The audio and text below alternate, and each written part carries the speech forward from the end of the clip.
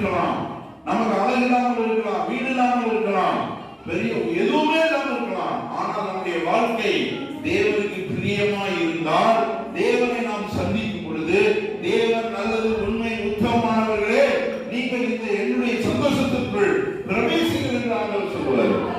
ஹல்லேலூயா. ஆகையினால் நம்முடைய வாழ்க்கை தேவனுக்கு பிரியமாய் இருக்க வேண்டும். மனிதர்களுக்கு முன்பதாக நாம் காரியங்களை மறைக்கலாம். நம்முடைய பணத்தினால, நமக்கு இருக்கிற படையினால நம்ம தவறுகளை மறைக்கலாம். ஆனால் தேவனுக்கு முன்பதாக எப்படி நீ மறைக்க முடியும்? தேவன் நன்மையானாலும் தீமையானாலும் நியாயத்திலே கொண்டு வருவார்.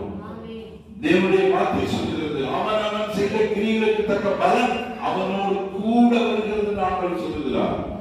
அந்த தேவாதி தேவனுக்கு நாம் பயந்து இந்த உலகத்திலே பிரியமாய் வாழ்ந்தோம் என்று சொன்னால், நாம் ஒரு நாள் ஆபிரகாமின் மடியிலே தேற்றப்படுவோம்.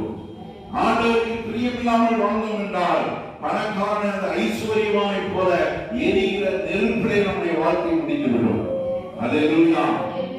தேவனை அறிந்தவர்கள், தேவன் ரட்சிப்பை பெற்றுக் கொண்டவர்கள், நாம் உண்மை உத்தமாய் வாழ வேண்டும். ஹல்லேலூயா. நாம் உண்மை உத்தமாய் வாழும் பொழுது தேவன் நம்மை ஆசீர்வதிப்பார் என்பதில் எந்த சந்தேகமும் இல்லை. தேவனுடைய கண்கள் நம்முடைய செயல் ஒவ்வொன்றையும் பார்த்துக் கொண்டிருக்கிறது.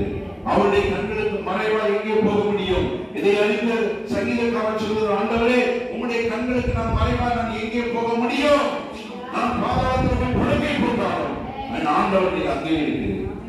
நான் எங்க போனாலும் பள்ளத்தாக்கில் நடந்தாலும் தேவனை